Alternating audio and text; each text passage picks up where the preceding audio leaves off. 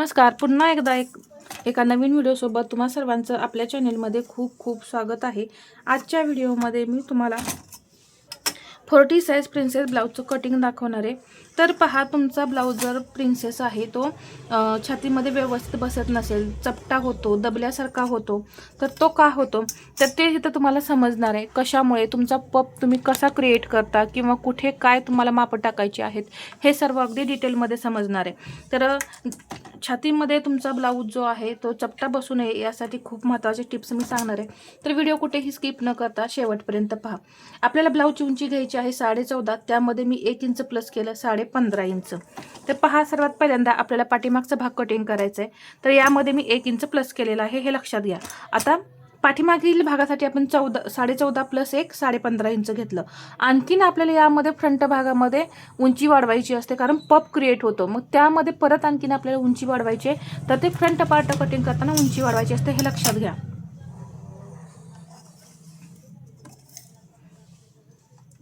आता इथं मी शोल्डर घेणार आहे 5.5 इंच. अजून एकदा 5.5 इंचावरती मार्किंग करून घेतलं. एक सरळ लाईन ओढून घेते. इथून मुंडा घ्यायचा 6.25 इंच.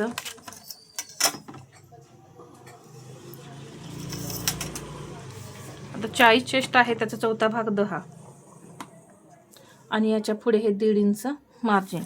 कंबर 33, त्याचा चौथा भाग 8.25, त्यामध्ये 1 इंच टक्ससाठी आणि हे 1.5 इंच मार्जिन.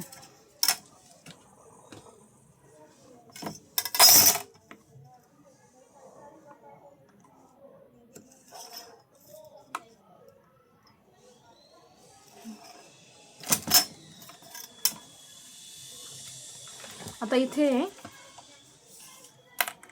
मुंडा घ्यायचा आहे 1.25 इंच. आता इथं जर हा तुम्हाला पॉईंट थोडा जास्त वाटत असेल ना, तर थोडा कमी केला तरी सुद्धा चालतो. तर इथं हा पॉईंट किती आलेला आहे, 1 इंच आणि वरती 1 पॉईंट आलेला आहे. तर हा बॅक पार्ट आहे. तर आता इथे पहा, गळ्याची रुंदी जी आहे 40 साईजमध्ये मी 2.25 इंच घेणार आहे. ठीक आहे. आता इथं हा पूर्ण बॅक पार्ट आपला तयार आहे.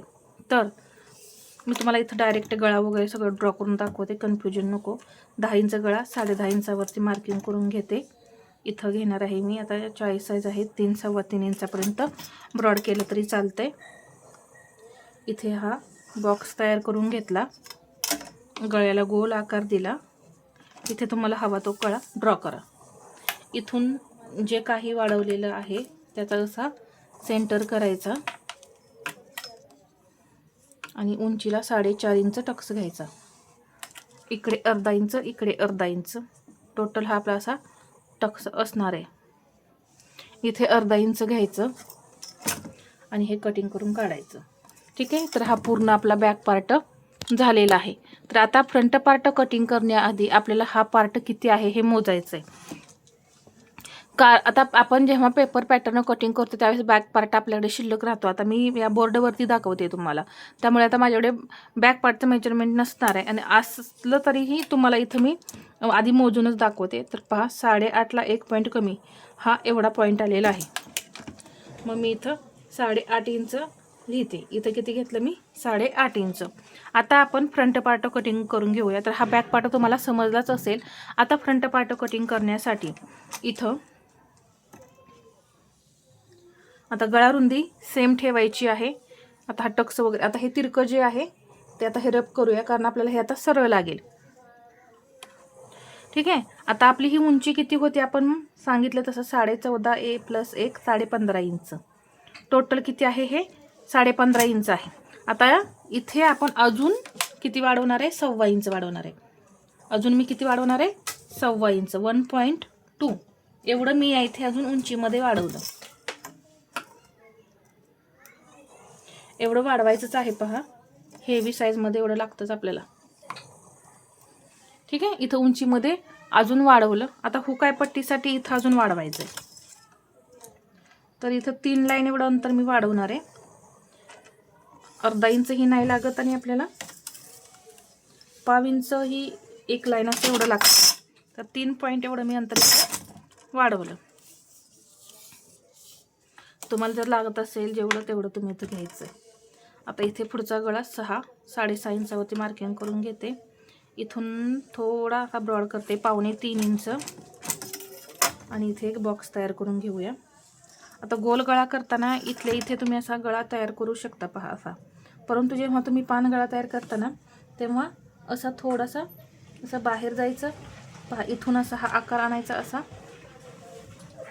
इथे आणि इथून असा हा डाऊन केला तर या पद्धतीने हा पान शेप आपला तयार होतो.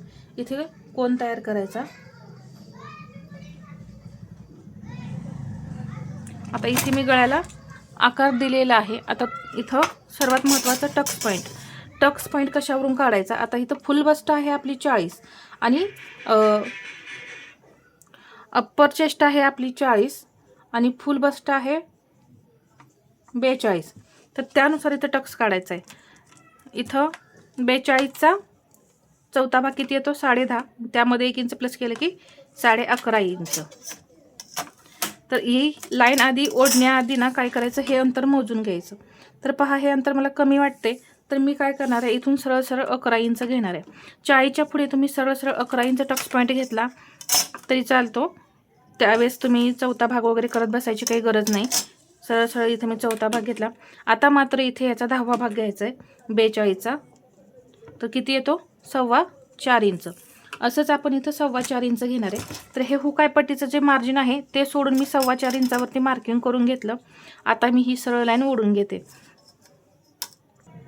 आता इथे घ्यायचं 1.25 इंच. पाऊण म्हणजे 0.75 एवढं इथं घ्यायचं आणि एक तिरकी लाईन आपल्याला ओढायची इथं.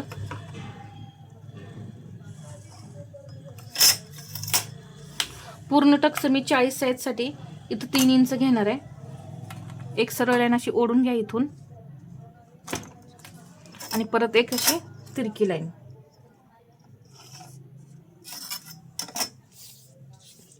इथं एक 1.5 इंचावरती पॉईंट देऊन आतमध्ये अशी एक लाईन ओढून घ्या म्हणजे तुमचा पुढच्या मुंड्यामध्ये घोळ नाही येणार. आणि इथून 1 इंच वरती गेले पहा. इथून मी 1 इंच वरती गेले. आता हा पुढच्या मुंड्याचा आधी आकार देऊन घेऊया म्हणजे तुम्हाला समजेल. आता इथे हे इथून 1 इंच इथं आलं. आता हा बॅक पार्टचा मुंडा आपल्याला लागणार नाही तर फ्रंट पार्टचा लागेल.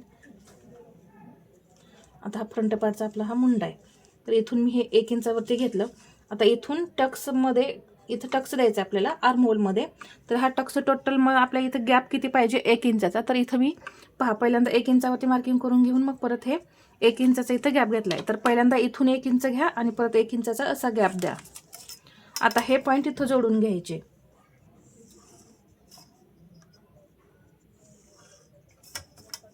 या पद्धतीने इथं टक्स आपला तयार झाला. आता आपल्याला फ्रेंच कर्वच्या मदतीने आकार द्यायचे. तर फ्रेंच कर्व मी इथे असा सेट करणार आहे पहा असा आणि इथून हा आकार दिला. आकार दिल्यानंतर आता परत आपण हा असा सेट करून घेऊ आणि हा असा आकार द्यायचा आणि इथे या पद्धतीने. तर खूप सुंदर असा हा आपला प्रिन्सेसचा आकार तयार होतो.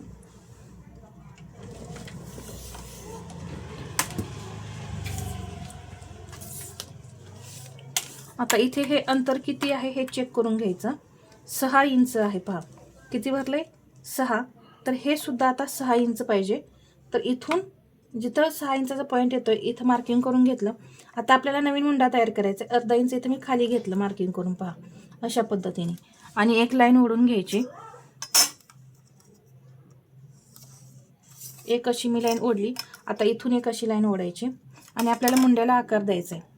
तर हा पाठीमागच्या पुढच्या मुंड्याचा हा आकार आहे. आता हा आपल्याला इथं असा तयार करायचा आहे. ठीक आहे. तर इथं लक्षात घ्या हा इथे तर हा इथंपर्यंत आहे असा. तर हा इथं गॅप आहे. हा आपला टक्स इथं कट होणार आहे. इथंही हा टक्स आता आपला पूर्ण टोटल जो आहे तो कट होणार आहे. आता आपण कमरेचं मेजरमेंट टाकूया. कमरेचा चौथा भाग किती येतोय 8.25. तर इथून मी 8.25 इंच घेतलं. याच्या पुढे 3 इंच टक्स घेतलेला आणि याच्या पुढे हे 1.5 इंच मार्जिन. तर हे इथं आलं. आता पहा इथं आपल्याला आता चेस्टचं मार्किंग करायचं आहे. तर इथं किती गॅप आलाय पाऊण इंचाचा गॅप आला आहे, तर तो इथं आपल्याला वाढवायचा आहे 1.5 इंच, कारण चेस्टमध्ये कमी पडेल, ते आता कट होऊन निघणार, म्हणून आपण इथं हे 1.5 इंच वाढवलं. तर लक्षात घ्या का वाढवलं, हा टक्स आपला इथं कट होणार आहे, मग एवढी चेस्ट आता आपल्याला कमी पडेल, कारण आपलं इथं 10 इंच मार्किंग आलं होतं, परंतु हे कट होऊन निघाल्यानंतर जेवढं इथलं कट होतं तेवढं इथं आपल्याला वाढवायचं आहे, नाहीतर मग ते चेस्टमध्ये कमी पडेल. तर इथं जेवढं होतं तेवढं मी तिथं वाढवलं आणि हे टोटल इथं. आता हा भाग आपल्याला असा जोडून घ्यायचा. जोडून घेतल्यानंतर अजून एक पॉईंट आपल्याला इथं चेक करायचा आहे, हा किती आहे, हा पण 6 इंच आलेला आहे, तर हे पण आता 6 इंच आलं पाहिजे. तर हे 6 इंच इथं मार्किंग आले, तर हे दोन्ही, हे जेवढं आहे तेवढं हे ठेवायचं आणि हे जेवढं आहे तेवढंच हे ठेवायचं. आता पाठीमागच्या भागाचं हे आपलं अंतर किती आलेलं होतं, 8.5ला 1 पॉईंट कमी आपण पाहिलेलं होतं, तर ते मी इथं 8.5ला 1 पॉईंट कमी. आता इथून हे चेक करा हवं असेल तर. आता इथून येणार पहा, इथं हा मुंडा डाऊन झालेला, तर इथून असं हे पहा, इथं पॉईंट आहे हा, कारण इथून आपण हा तिरका पण कट करतो ना, ह्याच्यासाठी टक्स मारल्यानंतर तिरकं जातं, म्हणून आपण ते लिहून घ्यायचं. तर टोटल 8.5ला 1 पॉईंट कमी एवढं हे अंतर आलेलं, तर ते मी इथं बरोबर तेवढंच मी इथं घेतलं आणि ही लाईन ओढून घेतली. पहा, या पद्धतीने हा आपला 40 साईज प्रिन्सेस ब्लाऊज तयार झालेला आहे. आता इथे तुम्हाला हे कट होऊन निघणार आहे पूर्ण सगळं, इथे हे कट होऊन निघणार. अजून इथे एक पॉईंट राहिला, इथे अर्धा इंच असं इथे हे कट होऊन निघणार. तर अशा पद्धतीने मी तुम्हाला 40 साईज प्रिन्सेस ब्लाऊजचा डायग्राम जो आहे तो पूर्ण असा दाखवलाय. कुठे काय करायचं आहे हे सुद्धा अगदी सविस्तर सांगितले, त्यामुळे तुम्हाला आता कोणताही प्रॉब्लेम येणार नाही आणि परफेक्ट पफ येणार आहे. तर हा व्हिडिओ आवडला असेल तर लाईक, शेअर आणि सबस्क्राईब करायला विसरू नका. धन्यवाद.